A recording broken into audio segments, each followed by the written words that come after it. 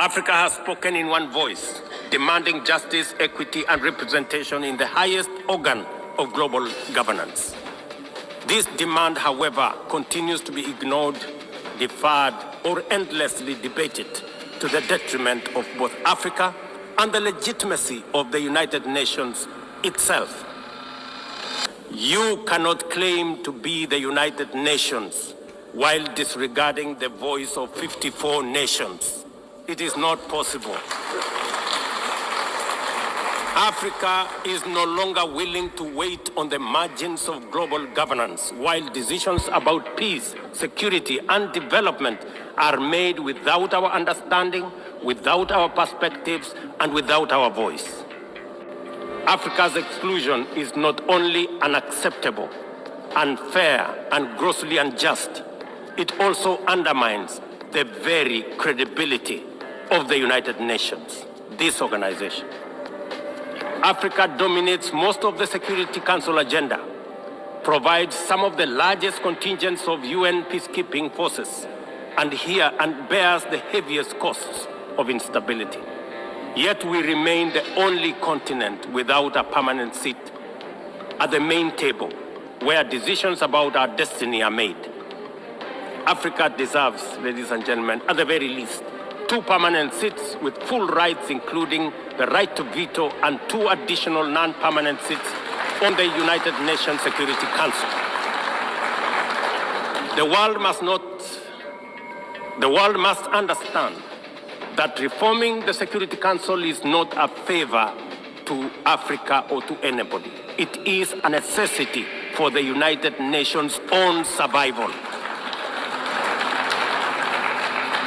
If the United Nations is to remain relevant in this century, it must reflect today's realities, not the post-war power arrangements of 1945. Madam President, despite the stated and evident weaknesses of the United Nations, it still remains humanity's best chance at global solidarity.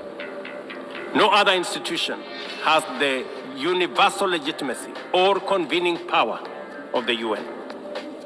From coordinating humanitarian relief in times of war and disaster, to mobilizing the global response to COVID-19, to driving consensus on climate change through the Paris Agreement, the UN has consistently shown that the world can achieve together what no nation can accomplish on its own, however mighty or great or powerful. As Doug Hammarskjöld, the UN's Second Secretary General, once observed, and I quote, "The United Nations was not created to take humanity to heaven, but to save it from hell." End of quote. That mission is as urgent today as it was 8 decades ago. At a time when conflicts are multiplying, when climate change threatens every economy, and when inequality is widening, the need for a functioning, credible, effective, and a multilateral system has never been greater. It is through the UN that nations have pooled resources to vaccinate billions of children, to protect refugees from through the work of the UNHCR, and to keep the peace in more than 70 missions across the world. Without the UN, these achievements, modest though they may sometimes seem, would not have been possible. That is why we must resist the temptation to give up on the UN or abandon it. We must make it fit for purpose, reform its structures, strengthen its mandate, and ensure its decisions reflect today's realities rather than the geopolitical map of a bygone era.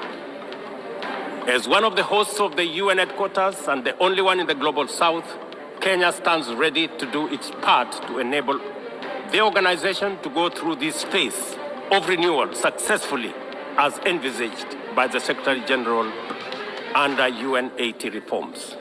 In conclusion, Madam President, ladies and gentlemen, the 80th anniversary of the United Nations must be more than a commemoration. It must be a turning point for the organization. Let us seize this moment to reimagine and rebuild the UN into a body that commands legitimacy, responds with speed, and delivers justice for all. Gangs can be neutralized and the safety of streets, schools, hospitals, and homes secured. The continued harassment, abductions, and criminal acts undermining the lives of Haitians are unacceptable, unjustifiable, and must be stopped by this organization, the United Nations. Madam President, as the UN Security Council deliberates on the next steps, we must not lose sight of the fact that the situation in Haiti demands sustained, coordinated, and undivided international attention. A careful and orderly transition from MSS is essential to consolidate the hard-won gains so far achieved. I urge the Security Council and all partners to remain steadfast in ensuring that Haiti moves forward on a path of peace, stability, and renewal. Ladies and gentlemen, on human rights, our principle is clear and unwavering. The protection of civilians and respect for humanitarian law cannot be applied selectively. We cannot condemn suffering in one place and turn a blind eye in another. Kenya is gravely concerned by the humanitarian catastrophe in Gaza and by the immense suffering of civilians caught in the devastation of disproportionate military operations. At the same time, we call for the unconditional release of Israeli hostages. In line with the African Union and United Nations resolutions, we also call for a permanent ceasefire, for strict adherence to international humanitarian law, and for the launch of a credible political process. Only through such a process can the vision of a two-state solution be realized, where Israel and Palestine live side by side in peace, security, and stability. Kenya is equally deeply troubled by the worsening humanitarian situation in Sudan, where innocent citizens are caught in the crossfire of a needless war. We fully endorse the Quad, comprising Egypt, Saudi Arabia, the United Arab Emirates, and the United States, in affirming that there cannot be a military solution and that only political dialogue offers a viable path forward.